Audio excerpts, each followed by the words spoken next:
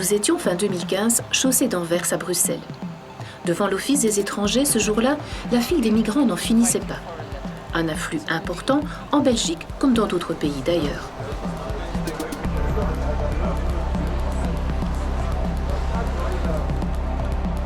Depuis le début de cette année-là, dans le monde, on comptait 65 millions de personnes déplacées de force. Un chiffre jamais atteint depuis la Seconde Guerre mondiale et alimenté en grande partie par les conflits au Proche-Orient. Aujourd'hui, le trottoir de la chaussée d'Anvers est quasi vide. Mais ne vous fiez pas aux apparences, le problème des migrants n'est pas résolu pour autant. Il s'est simplement déplacé. D'ailleurs, les derniers accords passés par l'Union européenne avec la Turquie sont source de tensions. Des milliers de personnes se trouvant bloquées sur les îles grecques dans une situation apparemment bien compliquée. Pourtant, la Belgique a toujours été une terre d'accueil au sein de l'Europe. Caritas International travaille sur le terrain depuis longtemps. Au-delà de l'accueil, l'organisation veut surtout accompagner les migrants dans un véritable processus d'intégration.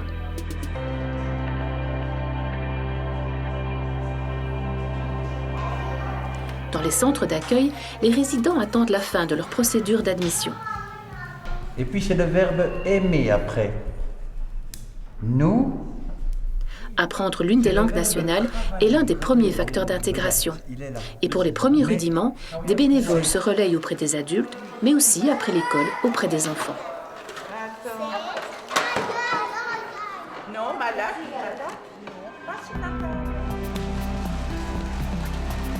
Le permis de séjour obtenu, il faut pourtant encore s'armer de courage.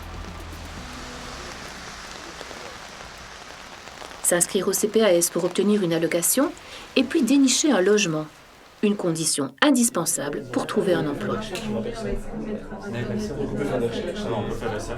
Au Housing Café de Liège, les permanents et bénévoles de Caritas International essaient de convaincre des propriétaires parfois hésitants à louer leurs biens à des personnes fraîchement arrivées sur le sol belge et encore sans travail.